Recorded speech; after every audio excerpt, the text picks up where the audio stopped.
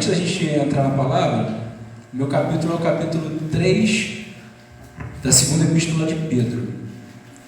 Eu estava vendo um filme sobre Pedro, inclusive foi hoje, sem querer, eu estava na hora do almoço. Aí eu vi passando e falei, pô, eu vou dar uma olhada, né, para ver. E eu achei uma coisa interessante e eu queria que a gente refletisse sobre isso. Naquele filme, disse que Pedro, no final do seu ministério, ele estava em Roma, preso por Nero, né, nos anos quando ele escreveu essas duas epístolas, por volta de 60 a 70 depois de Cristo. E um soldado, ele ficava o tempo todo nesse filme, né, indo e retornando e vendo o agir de Pedro diante das torturas, diante de tudo aquilo que era feito contra ele. E naquela época Nero, ele acusava a igreja de ter incendiado Roma e colocou a culpa na igreja por causa daquilo e acabou dando ainda mais intensidade à perseguição dos crentes. E a resposta de Pedro sempre é uma resposta amorosa, sempre é uma resposta ciente de quem ele crê, um homem no final da vida já experimentado. E nesse filme, ele inspirou aquele soldado a também morrer junto com ele. Quando ele foi, que disse, crucificado de cabeça para baixo, aquele soldado também. E eu achei interessante que a igreja primitiva, que é o que a gente está estudando, ela gera esse impacto na vida das pessoas. Os apóstolos, os discípulos de Jesus geravam esse impacto com o sofrimento. Eles sofriam porque sabiam, foi dito aqui na ministração da ministra, o conhecimento leva à libertação. E a palavra diz: conhecereis a verdade vos libertará, né? E ele sabia da verdade, ele sofreu por causa daquilo, e aquilo gerou força para outras pessoas poderem também participar do sofrimento por causa da eternidade. Agora vamos para hoje, ano 2000. Qual é a nossa referência de pessoas para que nós venhamos a seguir? Em geral, não estou dizendo aqui que todo mundo faz dessa forma, mas é o que a gente aprende hoje como o evangelho de prosperidade. A gente vê alguém crescendo de uma forma financeira, ou imagem, ou seguidores, com uma palavra muitas vezes doce, e aquilo ali fala assim, aí você fala, eu quero ser como esse, porque ele está dando certo. Eu li o livro, até passei para o pessoal da escola dominical, a gente fez um sorteio, a Ana Paula que ganhou, para poder, ela vai ministrar sobre esse livro aqui no mês que vem, né, Ana Paula? Na escola dominical, falar sobre todos os 20 heróis da fé.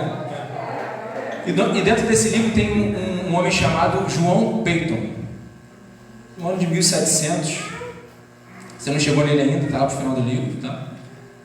E ele se dispôs a ser missionário em tribos canibais.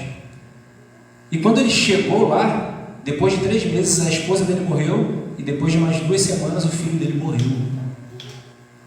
E se a gente olhar para os frutos daquilo ali, eu falo assim, não, Deus não está com esse cara. Deus está com o cara que está ganhando, Deus está com o cara que está crescendo, Deus está com o cara que está evoluindo, Deus está com o cara que a igreja está crescendo. Deus não está com aquele cara ali. Só que o nosso entendimento é muito diferente daquilo que é o reino hoje. Então isso já serve para a gente poder refletir com a história de Pedro. E vamos, todo mundo trouxe Bíblia, amém? Quem não trouxe vai se juntar ao lado aí, ou vai olhar no celular, porque ouvir a palavra de Deus é o que verdadeiramente gera fé no nosso coração. Aleluia.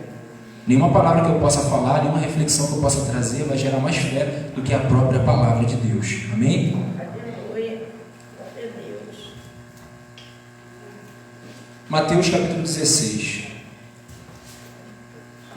Eu falei que não ia fazer, Tiago, mas não deu. A gente vai ter que dar uma...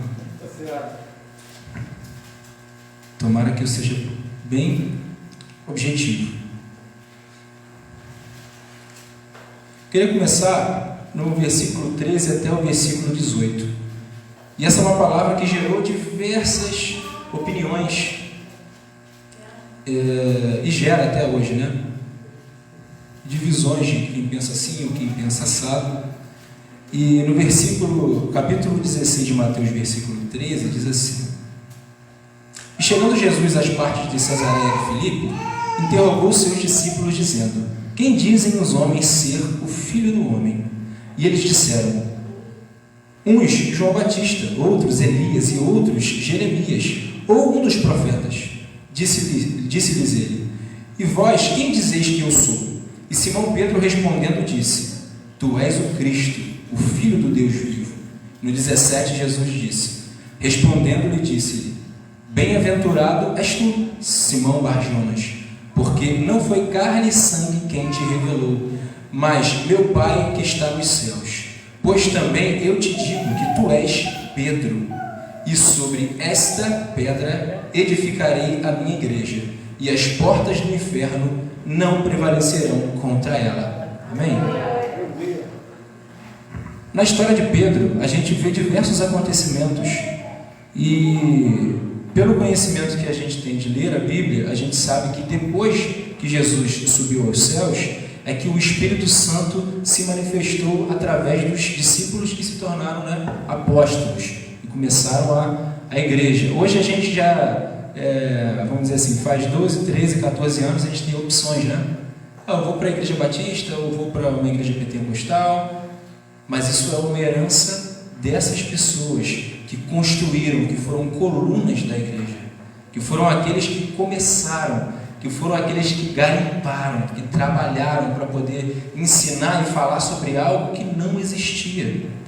Não existia pregação do Evangelho, não existia se falar sobre Jesus, existia se falar sobre o Messias. E esse Messias que o povo judeu esperava, não era alguém que vinha ministrar sobre o reino dos céus. Eles esperavam alguém que viesse libertá-los do domínio dos impérios.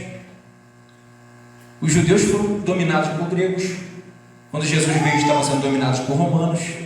E a gente, sabendo da história do povo de Deus, que Deus levantou Moisés para lá libertá-los do Egito, e depois ele deixou cativo na Babilônia, mas depois o Senhor veio e trouxe de novo para construir os muros, para construir o templo, para as leis poderem ser lidas de novo para o povo. Então o povo já estava acostumado que se levantasse alguém para libertá-los politicamente, socialmente. Só que Jesus não veio para isso. Jesus veio para pregar o reino dos céus. E aquilo era diferente. E na história de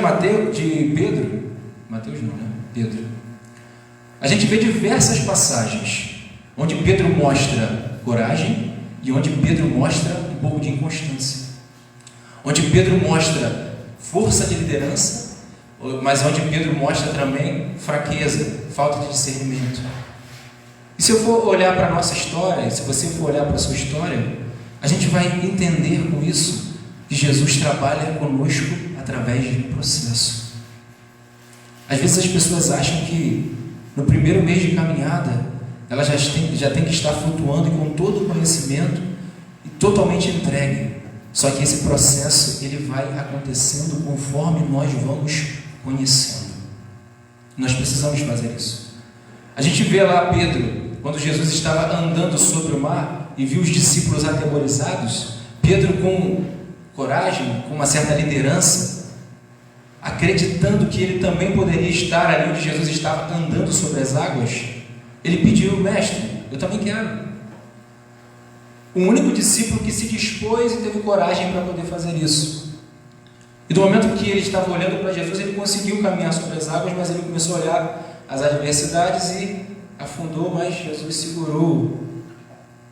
Mas a gente vê que ele era um homem de coragem. Quando Jesus revelou aos discípulos que ele teria que morrer, e Pedro falou: não, mestre, você não pode. Isso não pode acontecer. Ele ainda não tinha todo o discernimento por que Jesus veio. E de repente Jesus foi lá e o repreendeu. Arreda Satanás, porque você não cogita das coisas dos céus, mas só das dos homens. Então Pedro ele foi andando numa forte, fraco, foi aprendendo, foi aprendendo e foi aprendendo. Até o ponto onde ele também negou a Jesus. Jesus já tinha o avisado que ele o negaria, e ele o negou 3 vezes. Quando Jesus retornou, ressuscitado, ele se arrependeu, e Jesus disse para ele o quê? Apacenta as minhas ovelhas. Eu quero dizer que não importa onde você esteja hoje, de repente você caiu, de repente você tropeçou, mas Jesus ainda confia em você. Ele ainda quer fazer uma obra através da sua vida, assim como Pedro. Jesus ainda quer fazer algo novo na sua vida, ainda quer transformar vidas através de você, assim como Pedro. E a gente vê o momento onde essa inconstância ela acaba tendo um pouquinho de firmeza, né, da parte de Pedro, quando veio o tempo de Pentecostes. O Espírito Santo veio sobre Pedro e sobre os discípulos e sobre aqueles que estavam com ele orando. E Pedro fez um discurso, onde naquele discurso 3.000 almas se converteram, e ali estava a criação da igreja primitiva.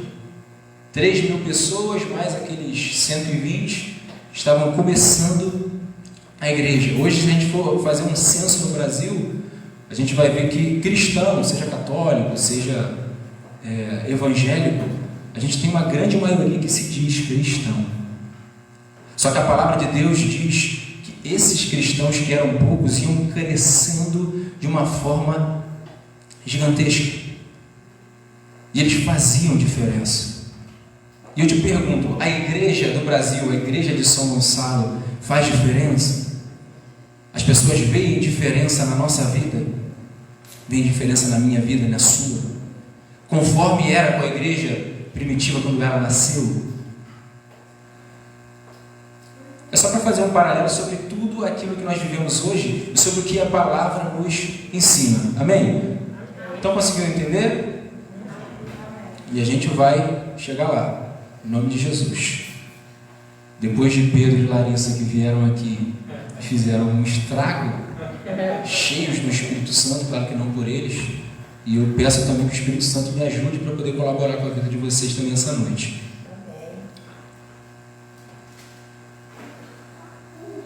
Depois de Pedro fazer o discurso, Pedro estava cheio do Espírito Santo, ao ponto de chegar a uma porta com um homem coxo que pedia esmolas.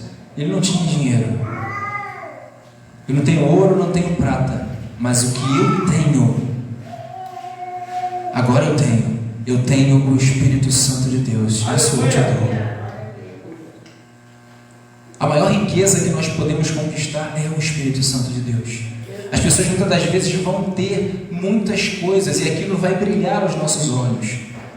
E tem mestres aí que tem muitas coisas, carro do ano, outras coisas que chamam a nossa atenção, porque nós somos seres humanos. Nós olhamos para isso. Nós percebemos se a pessoa está se dando bem ou não. E muitas das vezes nós queremos chegar aonde aquela pessoa chegou. Mas Pedro, ele não tinha prata e não tinha ouro. E ele disse: o que eu tenho eu te dou. Eu tenho o Espírito Santo de Deus e por isso eu tenho valor. Como é que ele louvou? Você tem valor.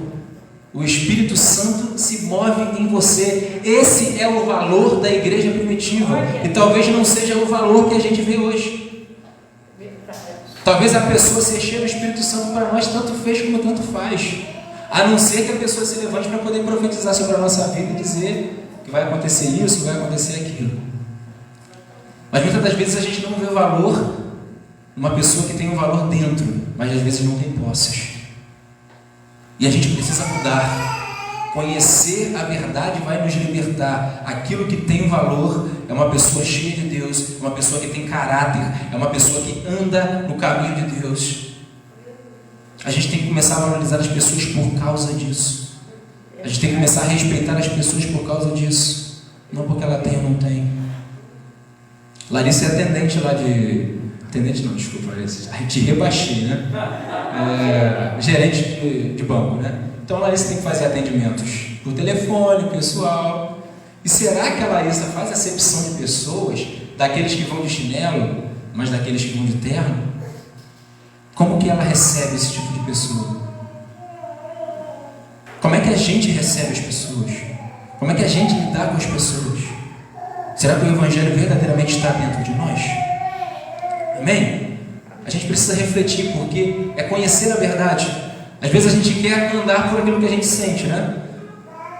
A gente toma muitas decisões por aquilo que a gente sente, mas não. Nós temos que tomar decisões por aquilo que nós sabemos. Nesse filme até, esse guarda chegou para Pedro e falou assim, vamos fazer alguma coisa, eu vou te soltar, eu vou dar um jeito de tirar daqui. E Pedro foi e contou a história para ele, quando ele foi preso, e um anjo veio e libertou ele, e ele foi, por causa da vontade de Deus, solto, que ainda não era o tempo. Ele chegou e falou assim, não, eu estou aqui com a permissão de Deus, e se ele quiser que eu saia daqui, vai ser porque ele me tirou. Se ele fizer ou não fizer, que é aquele louvor, né, pastor, eu gosto muito, se Deus fizer, ele é Deus, se não fizer, ele também é Deus. Estava dentro de Pedro. E ele disse assim, porque se eu for solto, Nero vai matar todos esses guardas que são seus amigos. Se eu tentar fugir, eu vou acabar afetando outras pessoas. Pedro era um homem experimentado, passou por diversas coisas na sua vida. E quando chegou ao ano aproximadamente de 60 a 70 a.C., o imperador Nero governava na época, e a igreja já era perseguida por diversas coisas. A igreja era acusada de canibalismo por causa da ceia, participa do corpo e do sangue de Cristo, pão e vinho. Só que aqueles que eram pagãos diziam que eles eram canibais, a igreja é canibal. A igreja era antissocial, porque não participava daquilo que os pagãos faziam. A igreja começou a ser perseguida por aquilo que Jesus começou a ensinar para a igreja. Só que nada daquilo que a igreja fazia era para afrontar alguém, mas simplesmente porque encontrou o caminho da verdade. Mas Jesus disse, se me perseguiram, se me caluniaram, vão caluniar aqueles que são os meus discípulos. E esse é um ótimo sinal. Talvez você não queira, mas quando você se levanta para fazer a vontade de Deus, coisas vão se levantar contra a sua vida. Se estiver tudo bem o tempo inteiro, tome cuidado. De repente você está no lugar errado. Porque certamente perseguições virão, mas o Senhor vai nos alcançar com misericórdia e graça sempre. Então Pedro é experimentado, o contexto a gente já está falando aqui, o período de Nero, e Pedro escreve as suas cartas, e a gente vai ver que as palavras que mais libertaram, que mais nos tocam hoje, eu posso todas as coisas naquele que me fortalece. Filipenses também, Tiago falou aqui, aquele que começou a boa obra é fiel para cumprir. E outras partes que Paulo escreveu, os momentos que eles estavam passando eram momentos de dor, eram momentos de sacrifício e muitos momentos de prisão. Pessoas que estavam presas, Larissa ministrou isso aqui na semana passada. Pedro preso, como diz, né? A cultura que ele estava preso em Roma, como diz a história. Pedro preso estava confortando, estava consolando, estava divertindo. Pedro preso estava lançando uma palavra viva e eficaz, uma palavra que cura, uma palavra que liberta, uma palavra que converte, uma palavra que leva as pessoas a crerem em Jesus. Preso, passando por dificuldades e açoites. Quando a gente vai ler a primeira carta de Pedro, ela é escrita por volta de 62 e 64 antes de Cristo, depois de Cristo. E essa carta é uma carta de conforto, é uma carta onde Pedro veio confortar os crentes. Muita perseguição acontecendo. Talvez você e eu não estejamos passando por isso aqui. Nós temos certa liberdade para poder fazer a obra de Deus. Tem muita coisa que se levanta, mas a gente consegue abrir as portas dessa igreja, falar de Jesus aqui, falar sobre coisas que nós não podemos fazer, pregar para pessoas, pregar para os nossos vizinhos, tendo essa liberdade. E essa liberdade não acontecia em Roma.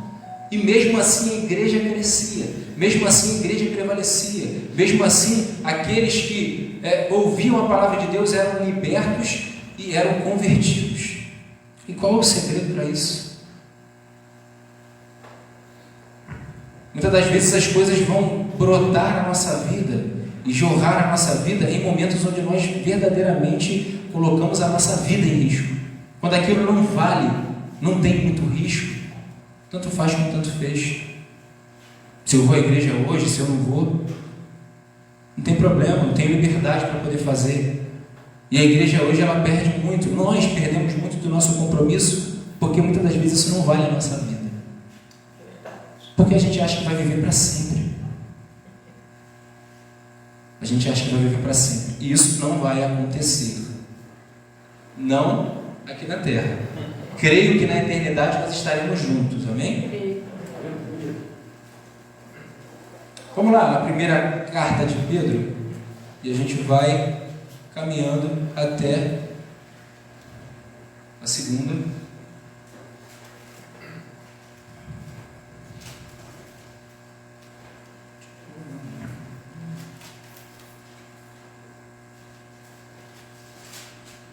E essa primeira carta foi uma carta de conforto. A igreja estava sendo perseguida. Pedro, preso, precisava trazer uma palavra de esperança para aqueles que estavam sendo perseguidos. Eu não vou dizer que você não é perseguido, não. Quando você se levanta para fazer a obra, você também é perseguido. Você passa pelas suas dificuldades. E Pedro quis confortar a igreja. Ele quis trazer uma palavra que viesse renovar a fé e viesse principalmente trazer lembrança daquilo que os profetas diziam e daquilo que a igreja dizia. Porque de acordo com o tempo vai passando, a mensagem do Evangelho ela vai se tornando tipo aquela brincadeira do... Qual é aquela brincadeira do... que vai passando pelo ouvido? Esqueci o nome. Como é que é? Telefone sem fio. Começa lá um recado e quando chega lá no final é outro. E às vezes hoje a gente está pegando o Evangelho um pouco contaminado. E a palavra é ela que vai nos trazer o conhecimento da verdade. No capítulo 1, no versículo 13, eu não vou falar sobre tudo, só algumas coisas que foi dita para a gente poder contemplar todas essas duas cartas. Né? No capítulo 1, versículo 13 diz assim: portanto, cingindo os lombos do vosso entendimento, sede sóbrios e esperai inteiramente na graça que foi oferecida na revelação de Jesus Cristo.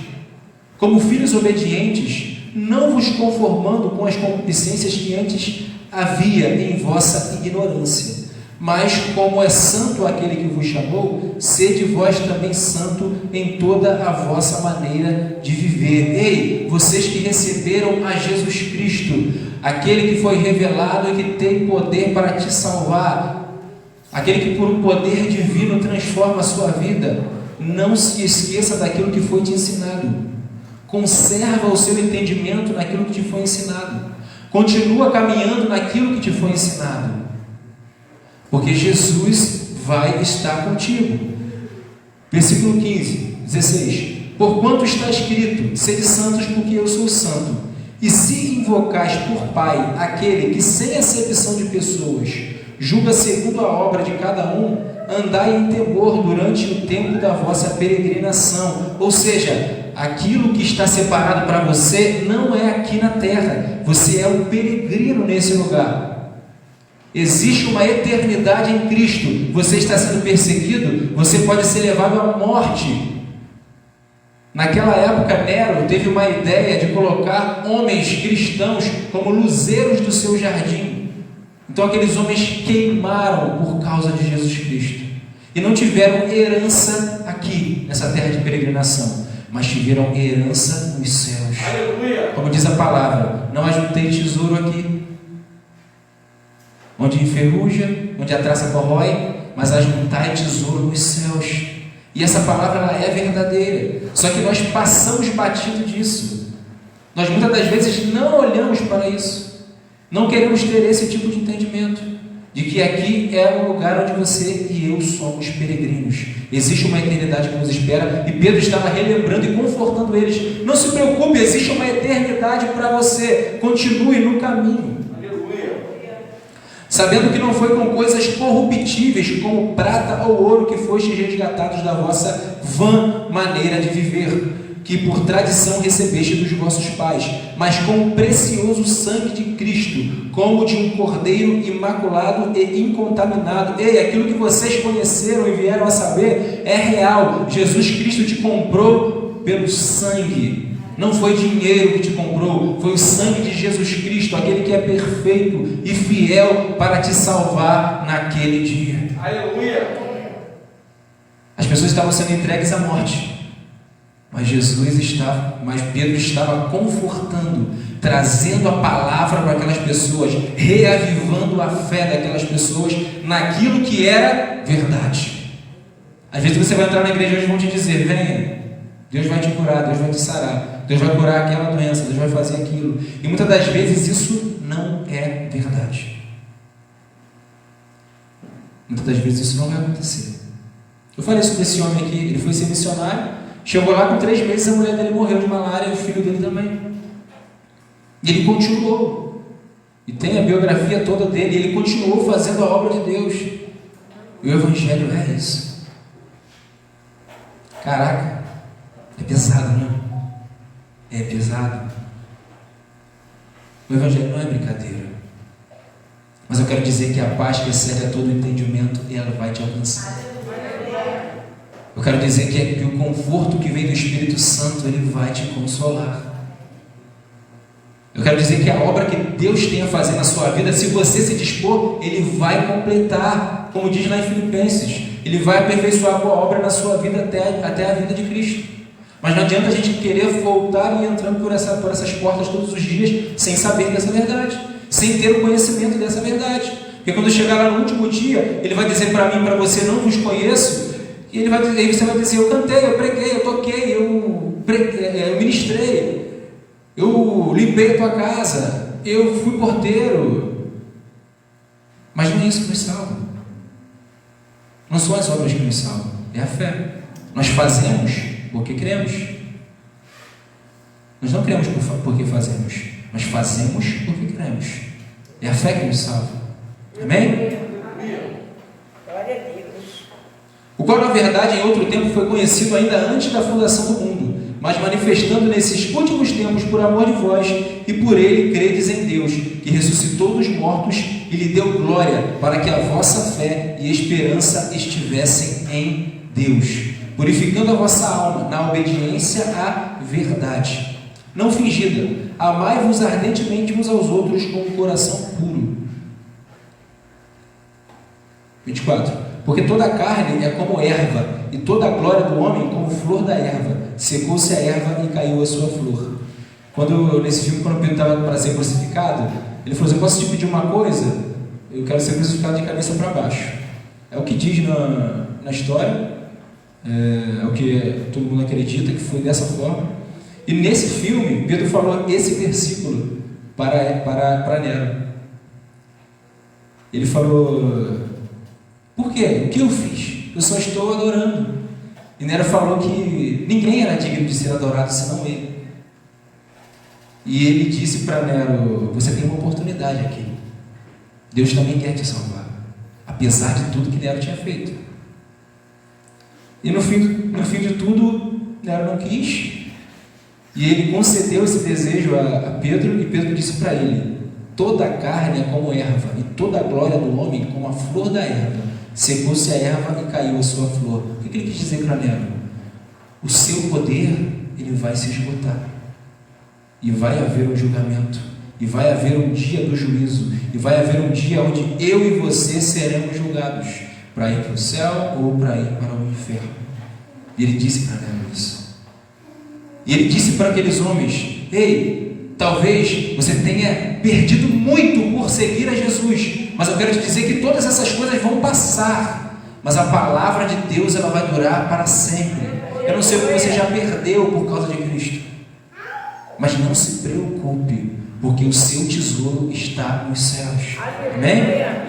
E no capítulo 2 dessa carta, onde ele consola, no versículo 4, ele vai falar sobre aquele texto que a gente leu lá em Mateus, que ele disse: tu és Pedro, e sobre esta pedra edificarei a minha igreja. Eu até mandei uma imagem para o Tiago, acho que foi ontem, né? Uma pedrinha pequena e uma pedra grande. Na pedra grande estava escrito Jesus, na pedra pequena estava escrito Pedro. E tinha uma setinha dizendo assim: tu és Pedro. E uma outra setinha dele falando dele mesmo, Jesus. E sobre esta pedra edificarei a minha igreja.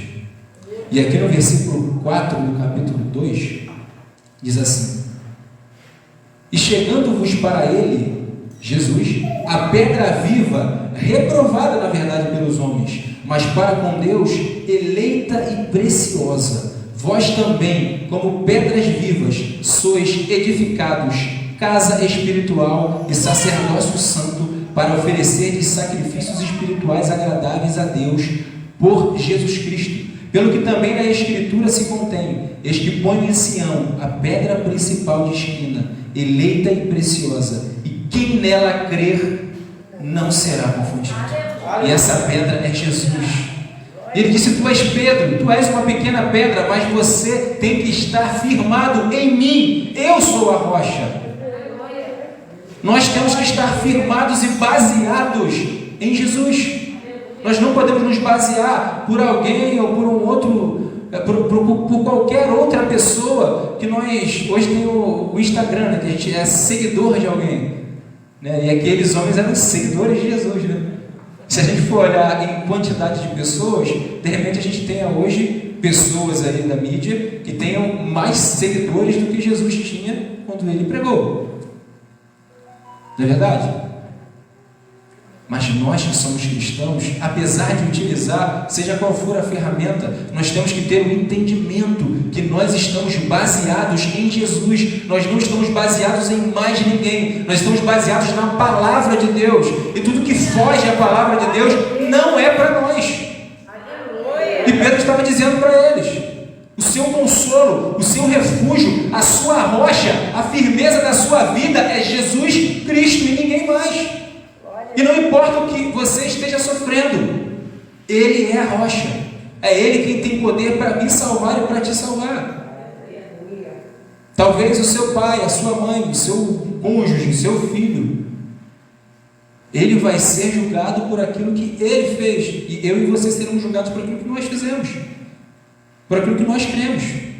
Talvez a gente olhe para a nossa família e diga: pô, nossa família é top, segue a Cristo. Mas tem que olhar para mim. Eu estou baseado em Jesus. E Pedro estava falando isso para eles. E no capítulo 3 dessa carta fala sobre a razão da vossa fé. No versículo 15 diz assim: antes, santificai a Cristo como Senhor em vosso coração, e estáis sempre preparados para responder com mansidão e temor a qualquer que vos pedir a razão da esperança que há em vós. Qual é a razão da esperança que há em você? Por quê? Quando alguém te pergunta: por quê? Por que você faz isso? Por que você crê nisso? Qual é a razão? Tendo uma boa consciência, para que naquilo em que falam mal de vós, como malfeitores, fiquem confundidos os que blasfemam do vosso procedimento em Cristo. Ou seja, se mantenham firmes, apesar do que seja dito a respeito de vocês, apesar de Nero se levantar para dizer que vocês que incendiaram Roma, apesar de Nero se levantar para dizer que vocês são canibais, que vocês são imorais, porque vocês não oram mais no templo, vocês oram em secreto, porque Jesus disse: entra na tua casa, fecha a porta, ora em secreto, porque aquele que te vê em secreto vai te recompensar. E a igreja começou a se esconder para poder conseguir seguir a Cristo, e se reuniam e diziam que eles faziam cultos imorais, porque estavam sob portas fechadas. E eram acusados. Imagine você ser acusado de algo que você não faz ou que você não fez. A igreja era acusada por isso. A igreja era perseguida por queimar Roma, quando não foi isso que aconteceu. Então, apesar disso, mantenham-se firmes, para que aqueles que vejam vocês padecendo, sofrendo e continuando a crer em Cristo, venham olhar e dizer: verdadeiramente, eu estou sendo convertido por causa do testemunho dessa pessoa. Aleluia. Porque apesar dos sofrimentos e das perdas, ele continua crendo. E ninguém continua crendo em algo que te faz mal, em algo que te persegue, que te calunia, que te dói, se não for verdade. Se eu não acredito que aquilo é verdade, eu vou parar. Verdade. Porque hoje a gente tem muita facilidade de seguir aqueles que têm benefícios. Só que existe muita dificuldade de você querer seguir alguém que está sofrendo e padecendo por alguma coisa. Porque aquela pessoa crê no que está fazendo. Isso demonstra que é verdade. Porque eles continuam, mesmo sofrendo, mesmo padecendo. Pedro trouxe muitos para Cristo. Amém? Amém. E quando chega a segunda carta de Pedro, Pedro, uns 3, 4 anos depois, sabendo que iria, tinha pouco tempo, ele envia uma outra carta. E essa carta não é mais de consolo, mas essa carta ela é uma advertência.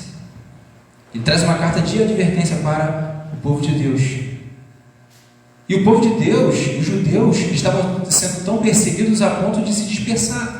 Eles se dispersaram por vários outros lugares. Então essa carta ela foi enviada para todos aqueles que estavam até indo para culturas diferentes. Porque imagine que o Tiago está aqui hoje, ele está no habitat natural dele. Né? São Gonçalo, tranquilo, eu vou louvar, vou fazer a vontade de Deus aqui. Tudo bem. De repente Deus levanta Tiago e fala assim: agora você vai para uma tribo de canibais pregar o Evangelho. Será que você vai conseguir manter a sua mesma postura, estando num ambiente diferente, numa cultura diferente, num lugar onde você tem que ser como Daniel na Babilônia?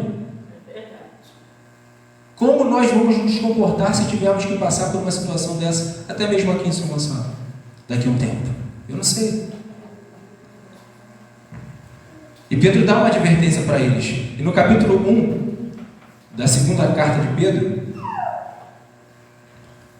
ele fala, como Pedro disse aqui, né, uma receita.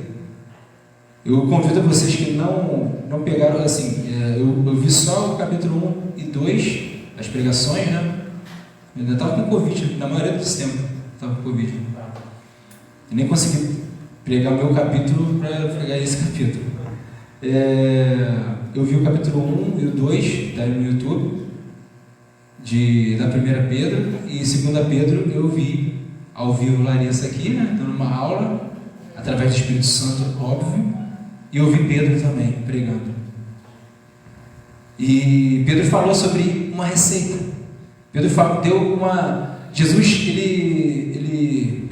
Pedro trouxe uma advertência para aquele povo, como uma última mensagem, como trazer algo que viesse fortalecer o povo para que ele não viesse a se desviar nem para a direita nem para a esquerda. Primeiro ele trouxe um conforto, primeiro ele trouxe confiança, primeiro ele trouxe esperança, e na segunda carta ele trouxe uma advertência para que eles continuassem. E no versículo 3 do capítulo 1 diz assim: visto como o seu divino poder não nos deu tudo o que diz respeito à vida e piedade, pelo conhecimento daquele que nos chamou por sua glória e virtude. Ele disse: ei, não foram vocês, foi um divino poder que lhes permitiu adentrar nesse lugar de graça, nesse lugar de verdade.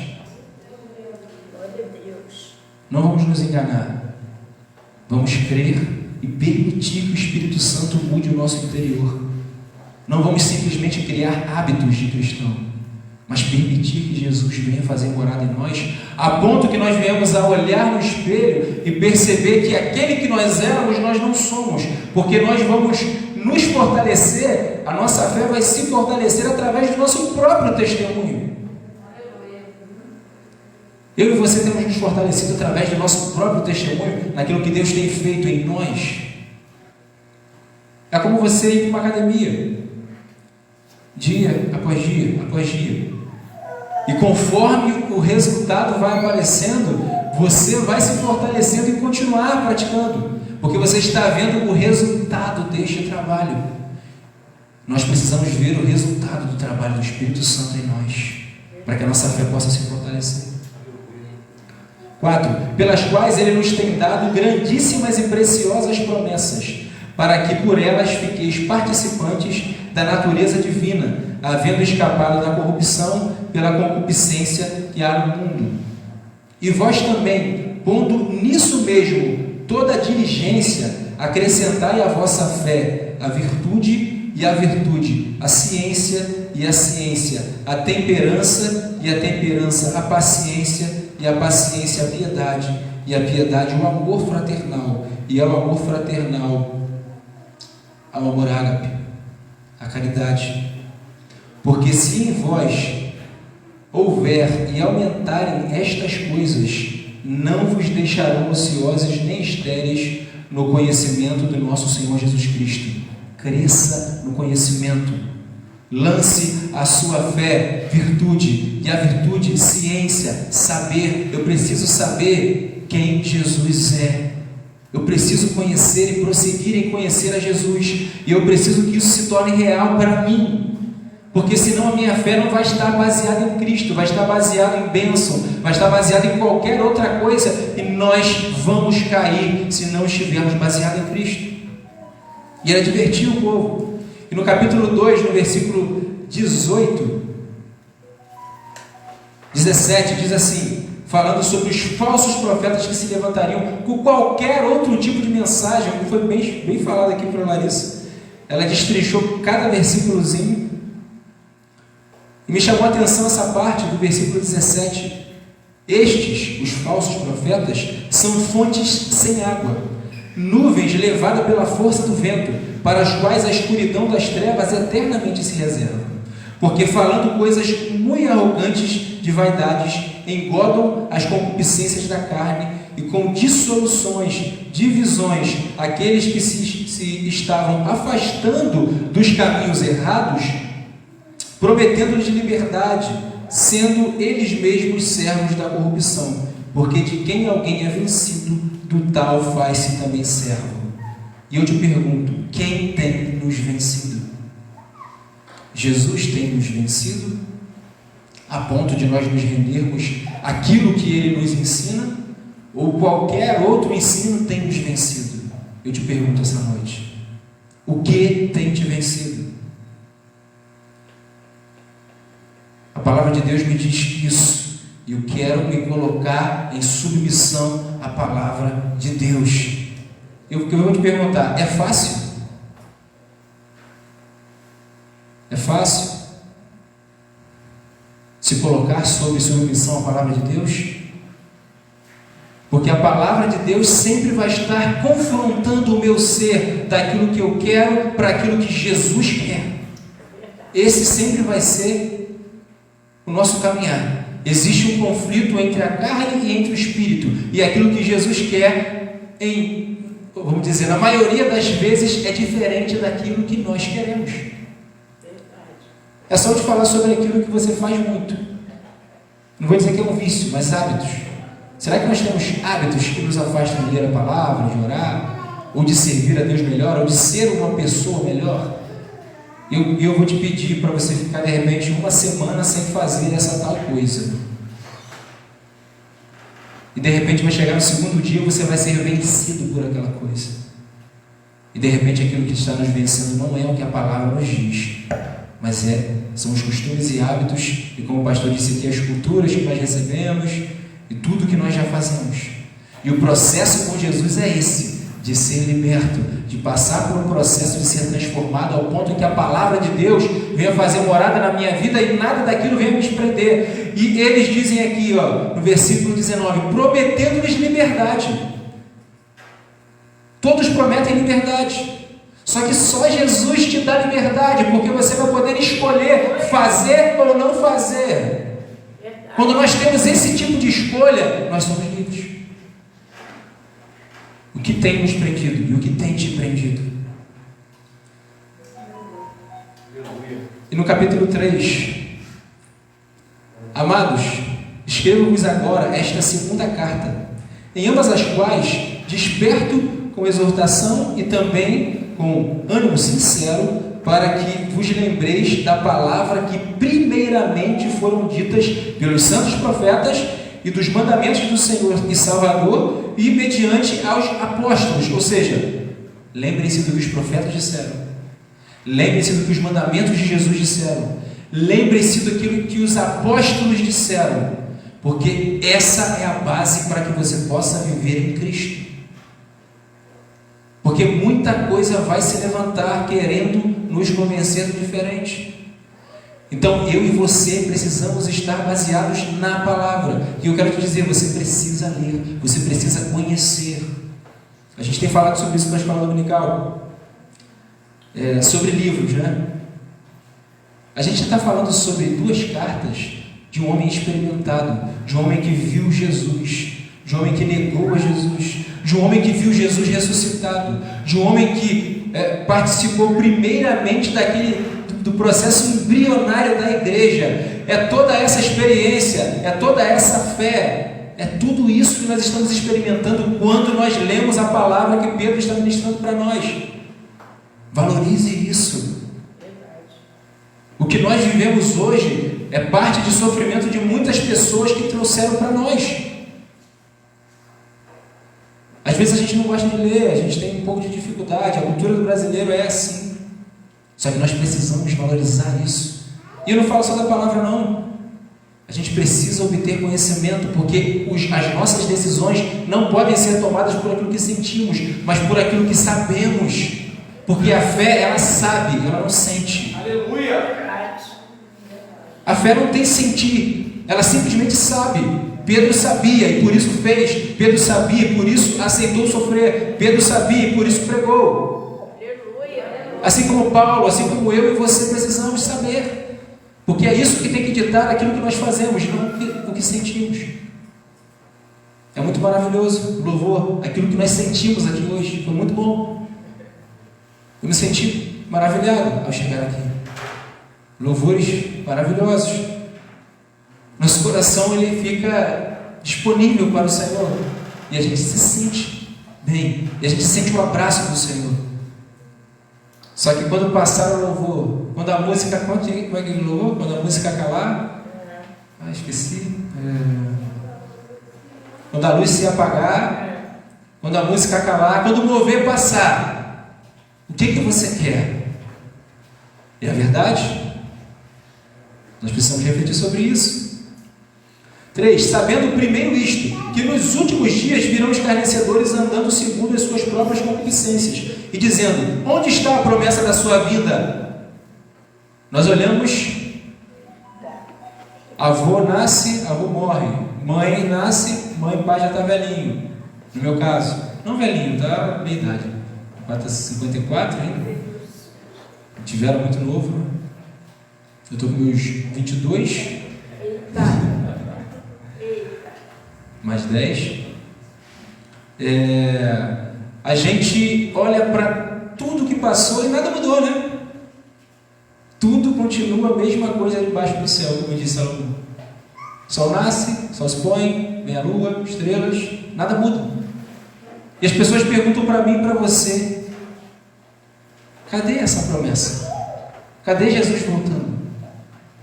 Disseram que Jesus ia voltar? E quantas pessoas disseram, não, Jesus vai voltar em 2000. Dá aquele desespero, não voltou. Jesus vai voltar em 2012 porque os maias disseram não sei o quê. Não. E a gente está aqui. E onde está firmada a minha e a sua fé? Porque as pessoas vão se levantar. E como disse Pedro lá no capítulo 3 da primeira epístola, nós precisamos dizer qual é a razão da nossa fé. O que Jesus tem feito em nós? Porque senão nós vamos desacreditar da promessa da eternidade. E é isso que ele está dizendo aqui. Porque desde que os pais dormiram, todas as coisas permanecem como desde o princípio da criação, nada mudou. Eles voluntariamente ignoram isto, que pela palavra de Deus, já desde a antiguidade, existiram os céus e a terra, que foi tirada da água e no meio da água subsiste, como diz lá em Gênesis, né? A terra era sem forma e vazia, o Espírito de Deus se movia sobre a face das águas. Acho que no versículo 9 vai falar que Deus levanta uma terra seca, né? E eles vão dizer, tudo como foi criado, nada mudou. Só que eles esqueceram.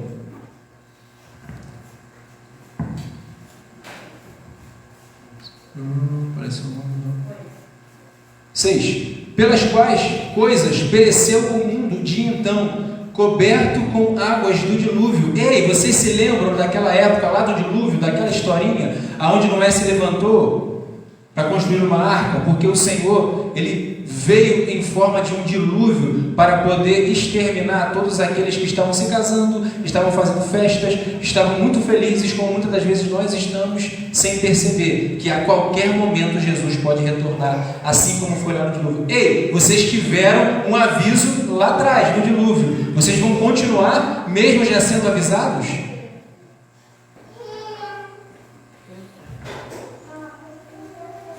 Mas os céus e a terra, agora que existem, pela mesma palavra, se reservam como um tesouro e se guardam para o fogo, o dia do juízo e da perdição dos homens ímpios.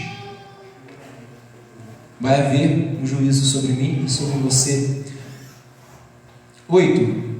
Mas, amados, não ignoreis uma coisa, que um dia para o Senhor é como 1000 anos, e 1000 anos como um dia. O Senhor não retarda a sua promessa, ainda que alguns a tenham por tardia, mas é longânimo para convosco, não querendo que alguns se percam, senão que todos venham a se arrepender. O que ele está dizendo aqui? Ei, já passaram-se 2000 anos que Jesus veio. Daqui a pouco vão fazer 2000 anos mesmo que Jesus morreu e ressuscitou. Daqui a alguns anos, se chegarmos lá. Mas eu quero te dizer que 1000 anos para Deus é como se fosse um dia. E um dia como 1000 anos. Então não pense que você tem não sei quanto tempo para poder se voltar para Jesus, para se arrepender e para viver uma vida de acordo com o Senhor. Porque por mais que Ele não volte para todos, Ele pode voltar para você. Ele pode voltar para mim. E eu estou pronto para isso? Você está pronto? Então Pedro estava dizendo: ei, continuem firmes, porque estamos nos últimos dias. E Pedro disse: estamos nos últimos dias. Paulo disse: estamos nos últimos dias. Jesus disse: estamos nos últimos dias. E já se passaram 2000 anos que eles disseram que estamos nos últimos dias. E a nossa fé não pode se enfraquecer por causa disso. Amém? E Pedro estava ali advertindo. 10. Mas o dia do Senhor virá como ladrão de noite, no qual os céus passarão com um grande estrondo, e os elementos ardendo se desfarão, e a terra e as obras que nela há se queimarão. Havendo, pois, de perecer todas estas coisas, e pessoas que vos convém serem santo trato e piedade, aguardando e apressando-vos para a vinda do dia de Deus, em que os céus em fogo se desfarão e os elementos ardendo se fundirão. O dia está chegando. E todas essas coisas que as pessoas se alegram em ter, se alegram em possuir, se alegram em fazer, vão passar. Mas nós, versículo 13, segundo a sua promessa, aguardamos os novos céus e a nova terra em que habita a justiça. Permaneçam acreditando, permaneçam confiando, permaneçam com sua fé firme sobre essa promessa que Jesus fez para mim e para você. 14. Pelo que, amados, aguardando estas coisas, procurai que dele sejais achados imaculados e irrepreensíveis em paz, e tende por salvação a longanimidade de nosso Senhor, como também o nosso amado irmão Paulo vos escreveu, segundo a sabedoria que lhes foi dada. E aqui ele cita Paulo, sobre as cartas que foram escritas por Paulo, também alertando sobre o reino dos céus, sobre os últimos dias, sobre estarmos preparados, sobre estarmos alicerçados sobre essa verdade que é Jesus Cristo. 17. Vós, portanto, amados, sabendo isso de antemão, guardai-vos de que pelo engano dos homens abomináveis sejais juntamente arrebatados e descaiais da vossa firmeza. E aqui está o mais importante versículo. Aqueles homens foram confortados, foram ensinados pelos apóstolos, eles aprenderam sobre os profetas, sobre os mandamentos que Jesus trouxe, porque essas cartas não foram escritas para aqueles que não eram cristãos, mas para aqueles que estavam sofrendo por causa de Cristo, para que não viessem a se afastar. Então aquela história de uma vez salvo, sempre salvo não vai colar agora. Precisamos permanecer. E nesse versículo 17 ele fala: homens vão se levantar como engano para mim e para você. Pessoas estão se levantando, falando diversas coisas. E eu quero dizer uma coisa para você: muitas das vezes aquilo que nos dizem não é nem pecado.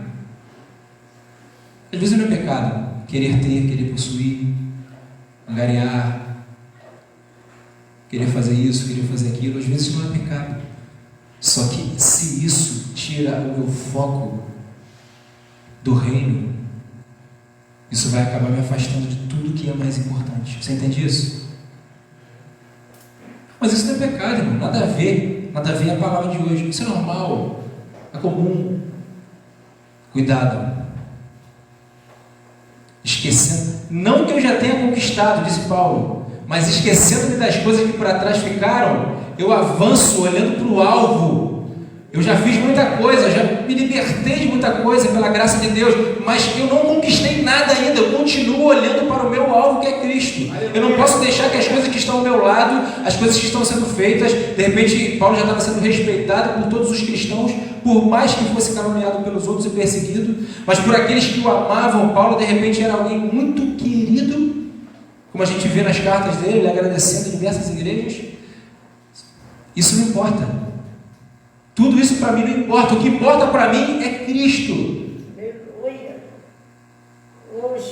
Morrer é lucro para ele, porque ele sabe para onde ele quer ir. Eu te pergunto essa noite: você sabe para onde você quer ir? Amém? Foi essa palavra que o Senhor me deu. Eu quero pedir desculpa se eu fui longo demais, mas eu acho que foi legal para aqueles que não acompanharam, por exemplo, as duas cartas. Eu não sei se a ministra veio nas outras cartas, mas é bom que ela pegou um pedaço de quase tudo, né?